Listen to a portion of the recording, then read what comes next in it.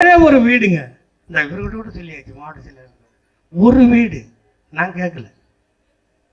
முதலமைச்சர் சொல்லி ஒரு வீடு கொடு, வீடு இல்லாத இருக்கான், வீடு இடிஞ்சு போனதெல்லாம் வீடியோ பார்த்துருப்பீங்க, என் வீட்டில் ஒரு லட்சம். அவர் சொல்லி அனுப்புகிறாரு, எல்லாத்தையும் வாங்கி வச்சுக்கணும். அவன் சொல்கிறான், திமிரு உங்கள் பேரில் கரண்ட் பில்லுக்குது, உனக்கு வீடு கொடுக்க முடியாது, எனக்கு லெட்டர் அனுப்புறேன். விஜய் உங்கள் வீட்டு பக்கத்தில் வேணா போனான்னா விஜய் வேணா ஒரு 10 பேரை கூப்பிட்டு உட்கார வை, என்னை ஃபோன் பண்ணி கூப்பிட்டு நான் வரேன், கருப்பு சிவப்பு துண்டு போட்டு அனுப்புகிறேன். நான் பேசுனது நிச்சயமாக சரியாயிடும். நான் பேசுவேன், அது எப்படி பேசணும் எனக்கு தெரியும்.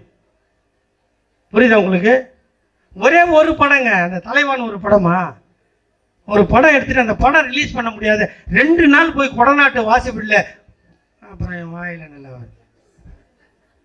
2 நாள் போய் குளிரில் நடுங்கி நின்னுங்க. நானுங்க அப்பனும் மௌனம். ஒரு படம் போன மயிரா போயிடும். இந்த திமிரு, இந்த நக்கல் அப்ப எங்கடா போச்சு உங்களுக்கு? இப்ப பேசுறீங்கல்ல, ஏண்டா ஊருக்கு ஏச்சோம் பிள்ளையார் கொண்டு ஆண்டி மாதிரி திமுக அண்ணா உங்களுக்கு அவ்வளோ இலக்காரமா போச்சா? நாங்கள் ரவுடித்தனம் பண்ணாதுங்கிறதுனால, அடக்கமாக ஆட்சி நடத்துறதுனால மக்களுக்கான ஆட்சி. அதுவும் எப்படி சொல்கிறாரு பாருங்க எங்கள் தலைவர், ஓட்டு போட்டவனுக்கும் ஆட்சி, ஓட்டு போடாதவனுக்கும் ஆட்சி, கத்தி கத்தி சாவரணை, எனக்கான ஆட்சி இல்லையே. ரோடு போட துட்டு கொடுக்க மாட்டேன்றான், எதுக்கும் கொடுக்க மாட்டேன்றான். ஆனால் இன்னும் வித்தையோ, அது என்னது, அதை ஏதோ ஒரு ஜி பூம்பான்னுவாங்களே, அது மாதிரி ஒரு காலி டப்பாவை கையில் வச்சுன்னு ஜி பூம்பா ஜங்குன்றாரு. பணம் வருது, உங்களுக்கு அள்ளி கொடுத்துனுங்கிறாரு. எவ்வளோ திட்டம், எவ்வளோ ரோடு போடுறோம். கிண்டியில் கட்டியிருக்குமே ஆஸ்பத்திரி, 2005 அடிக்கட்டு நாட்டினான் மதுரையில் எய்ம்ஸ் ஹாஸ்பிட்டலு. 5லேருந்து நீங்கள் என்னாச்சு, 10 வருஷம் ஆயிடுச்சா?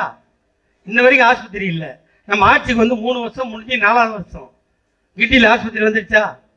மதுரையில் நூலகம் வந்துடுச்சா? மதுரையில் ஜல்லிக்கட்டுக்கு அரங்கம் வந்துடுச்சா? எங்கே பார்த்தாலும் வேலை. 10ஆம் வருஷத்தில் இருக்காங்க பாரு நம்ம பகுதி செயலாளர் ஏழுமலை மாதிரி ஆள்லாம், எந்த சத்தில் போனாலும் எதனா நோண்டி இருக்கும், அங்கேயும் வேலை. இதுக்கெல்லாம் யார் அப்பா வீட்டுலேருந்து பணம் வர்றது? அரசாங்க பணம். அரசாங்கத்துக்கு ஏது பணம்? அப்போ வரி ஏற்றணும் இல்லையா? அதுக்கு யார் காரணம்? அதிமுக இப்போ போராட்டம் பண்ணுறானே, உதய் மின் திட்டத்தில் கையெழுத்து போடலன்னா கரண்ட் பில்லு நம்ம கண்ட்ரோலு. டெல்லியில் கடன் வாங்கிறதுக்காக வரியை உயர்த்தியே தீர வேண்டும் என்ற கட்டாயத்தை உருவாக்கியது அதிமுக. அதனால் நான் இந்த பேசுறதுல நான் ஏதோ உங்ககிட்ட கெஞ்சிற மாதிரியும், திமுக ஆட்சி இருந்தால் தான் நான் வாழ்வேன்ற மாதிரியும், நான் செத்து போகிறேன், எனக்கு ஒன்றும் பிரச்சனை இல்லை. நான் செத்து போகிறேன். அண்ணன் தளபதி இருக்கார், அவரை போய் இப்போ போய் இவனுக்கு நான் அறிமுகம் பண்ணணுமா? உலகத்தில் எங்கே போய் சொன்னாலும் தாத்தா கலைஞரோட புள்ளன்னா அவரை ராஜா மாதிரி வச்சுக்கிது உலகமே காத்துட்டு இருக்குது. சரிதா? உங்கள் சந்ததி வாழணும், உங்கள் சந்ததி வாழணும். ஒரு காலத்தில் நான் சொன்னேன்ல, 8 தக்குச்சின்னு எங்கள் ஆத்தா சொன்னான்னு, 3 சோறு நைட்டில், 3 சோறில் 1 டெவுசா தண்ணி ஊற்றுவா எங்கள் ஆத்தா. காலையில் அது பேர் மோர் சொம்புன்னு சொல்லுவாங்க. காலையில் பள்ளிக்கூடத்துக்கு போகிறதுக்கு ஆகாரம் என்ன தெரியுங்களா? அந்த மோர் சொம்பில் ஒரு சொம்பு நீச்சல் தண்ணி குடிச்சு தான் SLC வரைக்கும் படித்தேன். நான் உங்கள் முன்னாடி நிற்கிறேன். நான் அந்த படிப்புக்கே எங்கள் தாத்தா கலைஞர் இல்லைன்னா நான் எப்போது டாக்டர் ஆகிருப்பேன். கலைஞர் இல்லை பாருங்கள், பகலில் படித்தேன், ராத்திரியில் வேலை பார்த்தேன், இந்த கையெல்லாம் இழந்தேன். அந்த நீச்சல் தண்ணியில் பட்னியாக படித்தது எனக்கு எவ்வளோ கஷ்டம் இருந்தது தெரியுமா? ஆனால் அந்த கஷ்டத்தை எவனும் உணரவில்லை. எங்கள் தளபதி உணர்ந்தார். படிக்கின்ற பிள்ளைகளுக்கு காலையில் உணவு தந்த ஒரு சரித்திர நாயகன். எல்லாம் கொடுக்குறோம். நான் படிக்கும்போது மினிமம் ஃபீஸ் உண்டு, கார்பரேஷன் ஸ்கூலில் மினிமம் ஃபீஸ் உண்டு. புக்கு எவனும் வாங்கி தர மாட்டான். அந்த மோர் மார்க்கெட் இருக்குதுல்ல சென்ட்ரல் பக்கத்தில், அங்கே போய் பழைய புக்கை தேடி வாங்கணும். எக்ஸாம் ஃபீஸ் கட்டணும். நீ படி, எல்லாத்தையும் தரேன் அப்படின்னு சொல்ற உலகத்துல ஒரு முதலமைச்சர் எங்க அண்ணன் தளபதியை விட்டா வேற எவனா இருக்கான்? நான் படிக்கிற காலத்துல சொல்றேன். காலைல சாப்பாடு கிடையாது, மத்தியானம் அந்த சாம்பார் சோறு பெரிய ட்ரம்மில் வரும், அதை தரன்னு ஒருத்தன் இழுப்போம், மூக்க சீந்தி போடுவோம், காய்ச்சி ஆப்டர் போட்டு கார்பரேஷன் ஸ்டாஃப் துப்புவோம், என்னென்னோ வச்சிருப்போம். சுகாதார உணவு எங்கே போட்டாங்க? ஆனாலும் ஃபீஸ் கட்டணும், புக்கு வாங்கணும், யூனிஃபார்ம் எடுக்கணும். இப்போ பால்வாடி பிள்ளைங்களுக்கு யூனிஃபார்ம் தர்றாங்க நம்ம தலைவர். இது எவன்டா தருவோம்? அந்த தாயுள்ளம் தலைச்ச தலைவன் எப்படி இருப்பான்டா? அப்போ அந்த தலைவன் வாழும் காலம் ஃபுல்லாக இந்த நாட்டை ஆளணுமா இல்லையா? கடற்கரையில் தூங்குறாரு நம்ம தாத்தா கலைஞர்.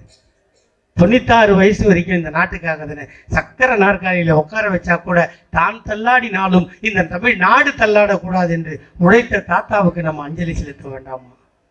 இப்படியெல்லாம் 71 வயதிலும் நாயாய் உழைக்கிறாரே, நம் தளபதிக்கு நம் துணை நிற்க வேண்டாமா? அவர் உழைப்பில் பாதியை பங்கு போடத்தான் நம் அண்ணன் உதயநிதியை கொண்டு வந்திருக்கிறார்கள் என்பதை உணர வேண்டாமா? இப்படிப்பட்ட ஒரு தலைவனை பெற்றிருக்கிறது நமக்கு பெருமை. திமுகன்னு சொன்னா கௌரவம், திமுகன்னு சொன்னா ஒரு திமிர், திமுகன்னு சொன்னா ஒரு தெம்பு. அதனால இந்த பிஜேபி, இந்த விஜய் உங்கள் வீட்டு பக்கத்தில் வேணா போனான்னா விஜய் வேணா ஒரு 10 பேரை கூப்பிட்டு உட்கார வை, என்னை ஃபோன் பண்ணி கூப்பிட்டு நான் வரேன், கருப்பு சிவப்பு துண்டு போட்டு அனுப்புகிறேன். நான் பேசுனது நிச்சயமாக சரியாயிடும். நான் பேசுவேன், அது எப்படி பேசணும் எனக்கு தெரியும். புரியுதா உங்களுக்கு? ஒரே ஒரு படங்க, அந்த தலைவான் ஒரு படமா, ஒரு படம் எடுத்துட்டு அந்த படம் ரிலீஸ் பண்ண முடியாது. 2 நாள் போய் கொடநாட்டு வாசிப்பில்லை, அப்புறம் என் வாயில நல்லா 2 நாள் போய் குளிரில் நடுங்கி நின்னுங்க நானுங்க அப்பனும் மௌனம். ஒரு படம் போனால் மயிரா போயிடும். இந்த திமிரு, இந்த நக்கல் அப்போ எங்கடா போச்சு உங்களுக்கு? இப்போ பேசுறீங்கல்ல, ஏண்டா ஊருக்கு ஏச்சோம் பிள்ளையால் கொண்டு ஆண்டி மாதிரி திமுக அண்ணா உங்களுக்கு அவ்வளோ இலக்காரமாக போச்சா? நாங்கள் ரவுடித்தனம் பண்ணாதுக்கிறதுனால, அடக்கமாக ஆட்சி நடத்துறதுனால மக்களுக்கான ஆட்சி. அதுவும் எப்படி சொல்கிறாரு பாருங்க எங்கள் தலைவர். ஓட்டு போட்டவனுக்கும் ஆட்சி, ஓட்டு போடாதவனுக்கும் ஆட்சி. கத்தி கத்தி சாவரணை எனக்கான ஆட்சி இல்லையே.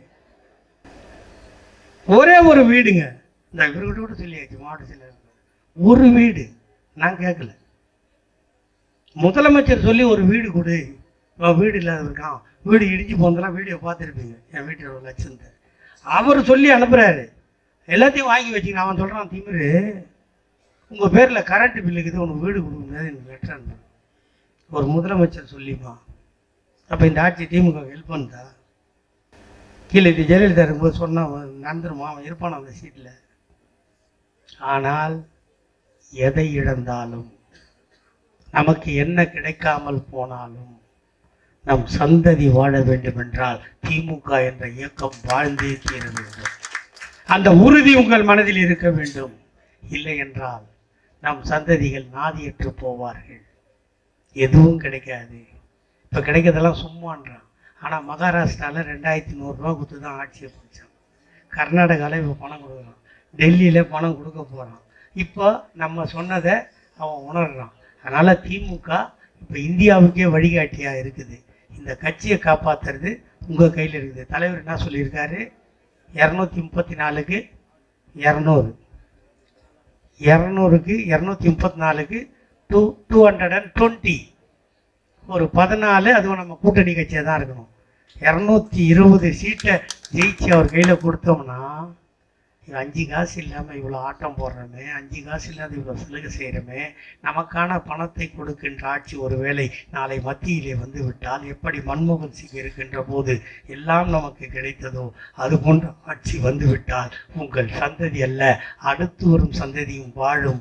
அதற்கு தளபதி வழி செய்வார். நாமும் சேர்ந்தே வாழ்வோம், சேர்ந்தே உழைப்போம். வாய்ப்புக்கு நன்றி. வெல்க தமிழ். வணக்கம்.